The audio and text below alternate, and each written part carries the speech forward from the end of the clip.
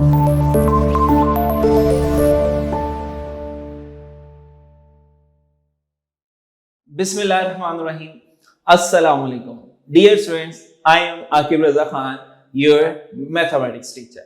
So class, आज करते हैं हम बात क्वेश्चन नंबर 5 के सेकेंड पार्ट की.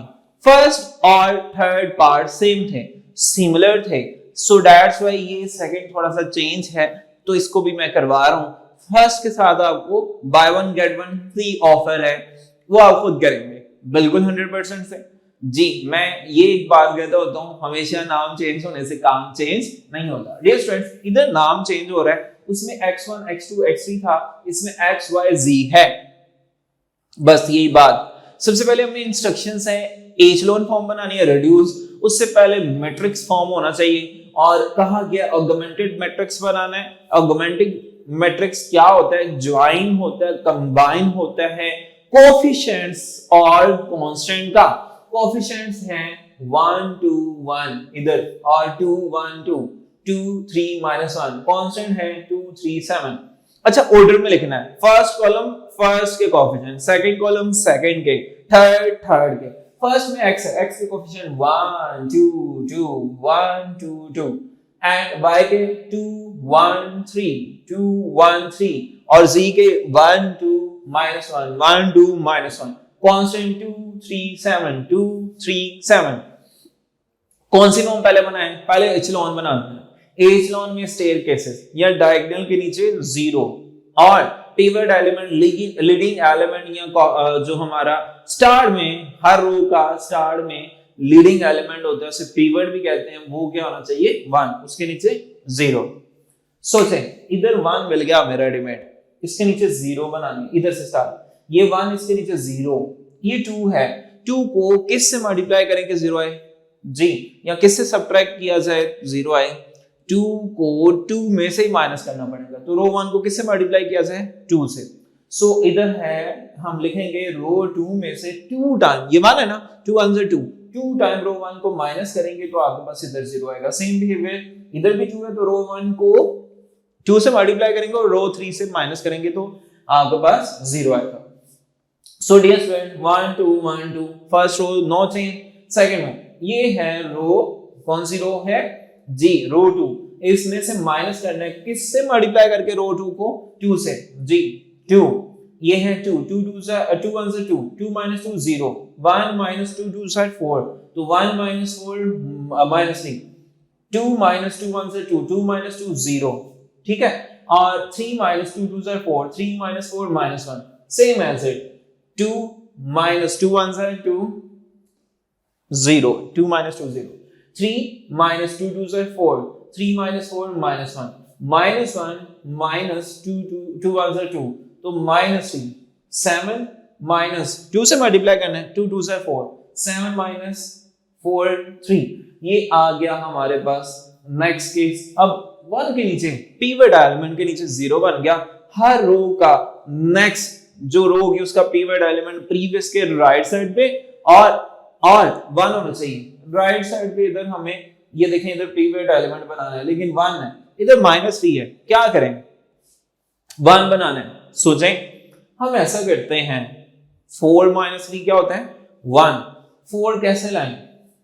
रो 2 में से माइनस कर दें इस रो को, ये है 1, किससे मल्टीप्लाई करके? 4 से, तो 4 1 से 4 -4 होगा. जब माइनस करेंगे माइनस माइनस प्लस. आप आई थिंक सो समझ नहीं पा रहे तो मैं आपको लिख दूं, रो 2 में से हम माइनस करेंगे 4 से मल्टीप्लाई करके रो 3 को.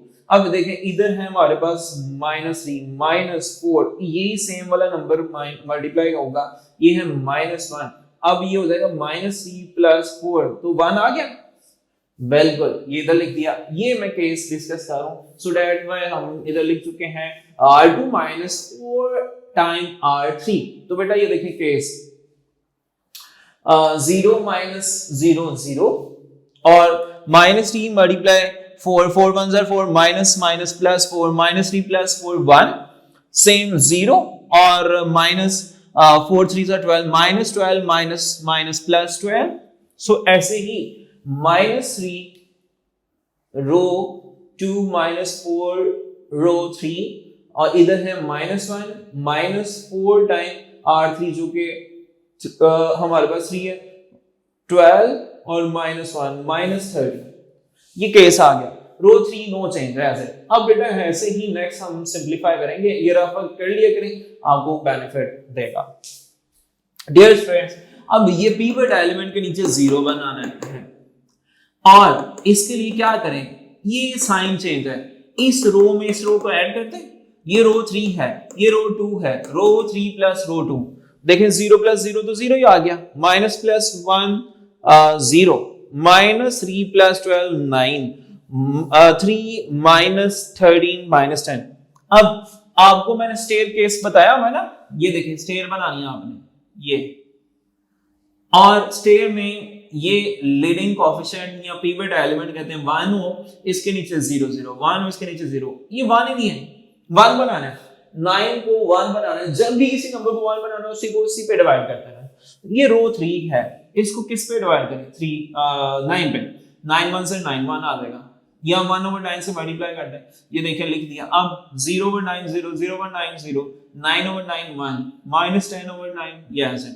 अब डियर स्टूडेंट्स, क्या रो हमारा स्टेयर केस सेटिस्फाई हो गया जी, डायगोनल पे 1 1 हो, ठीक है, नीचे 0 हो, और यहाँ स्टेयर केस आपको मैं समझाने के लिए बनाता हूँ ताकि किसी भी तरह से पर्सन कहीं भी आपको डिस्टर्ब ना करें, आप बोलेंगे। अब बेटा इसको ये रिक्वायर्ड एचेलॉन फॉर्म है, अब हमने अननोन फाइंड करना है, उसने कहा था सॉल्व तो करना है लेकिन एचेलॉन फॉर्म बनाने के बाद 1 की एचेलॉन सॉल्व करें। सॉल्व में जब भी कहा जाए अननोन की वैल्यूज फाइंड करनी है, अननोन हमारे पास है x y z। अच्छा इधर हम नीचे से डाउनवर्ड स्टार्ट करेंगे, बैकवर्ड से। x का कोएफिशिएंट 0 है नहीं है, y का कोएफिशिएंट 0 y भी नहीं है, z का कोएफिशिएंट 1, तो 1 टाइम्स z 1 से z लिखेंगे ना, तो z की वैल्यू क्या होगी, कंपेयर करनी है इक्वालिटी में, -10/9।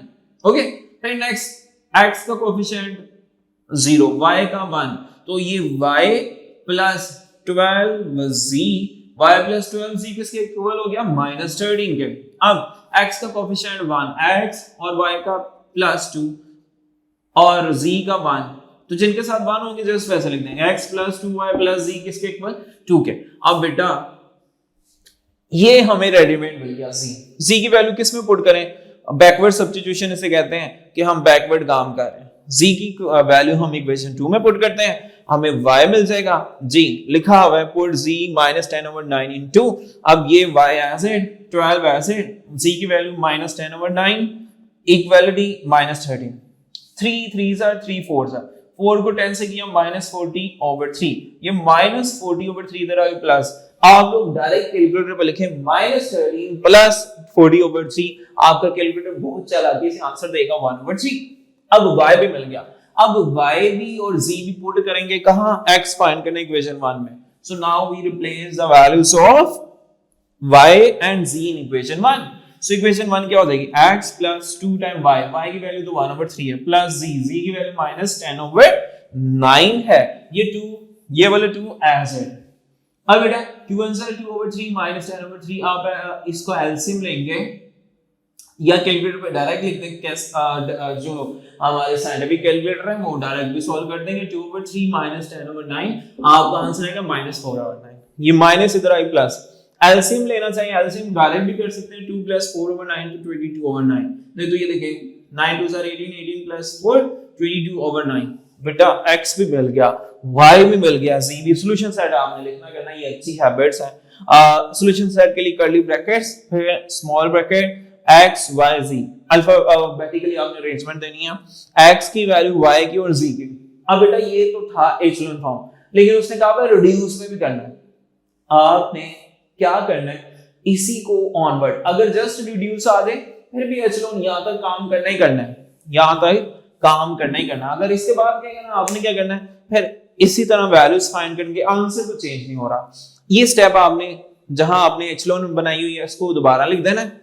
अब सेकंड काम क्या करना है, 1 के ऊपर नीचे 0 हीरो, ऊपर नीचे 0 बनाएंगे क्योंकि हमें एचेलॉन चाहिए, एचेलॉन में डायगोनल के ऊपर नीचे 0, 1 के ऊपर नीचे 0, 1 है इसके नीचे 0 है, ये 1 है, इसके नीचे 0, ऊपर 0 बनाना है।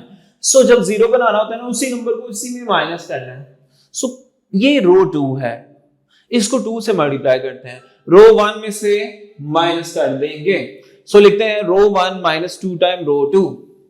अब ये देखें 1 माइनस 0 1, 2 माइनस 2 1 are 2 0।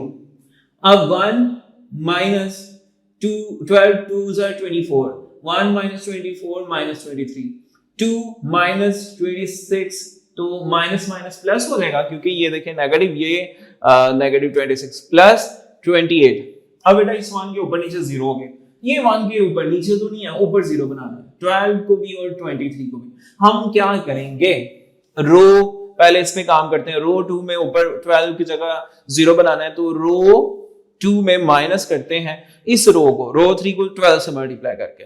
सो अब देखें 12 माइनस 12 1 से 12, 12 माइनस 12 0, अब माइनस 13 माइनस 12 टाइम 10 over 9। आप कैलकुलेटर पे डायरेक्ट लिख देंगे, आपको कैलकुलेटर आंसर क्या करेगा, इधर आपको वो आंसर मिल जाएगा 10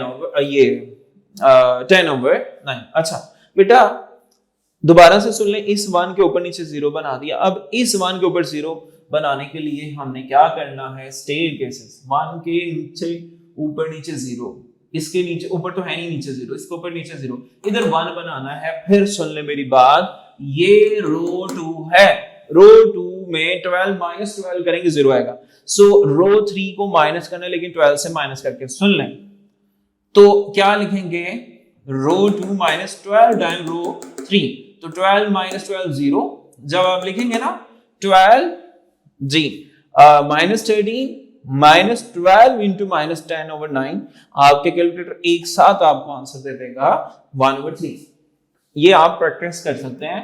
फिर कह रहा हूं आपने क्या करना है, रफ वर्क में घबराना नहीं है, क्योंकि आप लिख रहे हैं रो 2 में से 12 टाइम रो 3 को, रो 2 पे इधर नंबर है माइनस 13 माइनस 12 इंटू रो 3 का इधर नंबर क्या है माइनस 10 over 9, तो माइनस माइनस प्लस, और 12 मल्टीप्लाई 10 120, एलसीएम लेंगे एक साथ सॉल्व करेंगे, आपको 1 over 3 मिल जाएगा। सेम पैटर्न पे इधर भी 0 बनाना है, ये माइनस 3 है तो प्लस, माइनस 23 है तो प्लस 23 करना होगा। ये 1 को किससे मल्टीप्लाई करें, 23 से, और ऐड करना होगा, साइन चेंज। इसी तरह किया R1 प्लस 23 टाइम R3। तो बेटा जब आप ये प्रोसेस करेंगे आपका ये 0 बन जाएगा, और जब 0 बन जाएगा ऊपर हमें फायदा हो जाएगा। अगर छोटा सा रफ वर्क कर लेंगे, जैसे मैं आपको बताने लगा हूं, R1 plus 23 time R3, R1 का इधर माइनस 23 है प्लस 23, R3 का इधर नंबर क्या है 1, तो 23 माइनस 23 0। अब नेक्स्ट इधर R1 का नंबर क्या है 28, तो आप लिखेंगे 28 प्लस 23 इंटू इधर माइनस 10 over 9। ओके, इसको आपने calculator 28 plus 23 into minus 10 over 9 एक साथ लिख देंगे, आपको ना आंसर मिल जाएगा 22 over 9। अब बेटा आपको मैंने बताया आंसर चेंज नहीं होता है एचलोन से हो या रिड्यूस से, आप कंपेयर करना, ये x है, आगे y is 0, x का आंसर क्या आ रहा है इधर भी देख लें 22 over 9, और x0 y का आंसर क्या आ रहा है 1 over 3, x y 0 z का आंसर क्या आ रहा है माइनस 10 over 9। देखें आंसर x का 22 over 9, y का 1 over 3 और z का माइनस 10 over 9। आंसर सेम रहते हैं दोनों पैटर्न से, नो चेंज, डिफरेंट मेथड है लेकिन आंसर चेंज नहीं होंगे। सो क्लास आज हमने एक इंपॉर्टेंट सा लेसन किया कंप्लीट, इसका थर्ड पार्ट आप खुद करेंगे क्योंकि वो फर्स्ट से बिल्कुल 100% मैच है, थोड़े से कोएफिशिएंट्स चेंज है। सो क्लास इसी के साथ मुझे दें इजाजत। Thank you for watching this video and अल्लाह हाफिज़।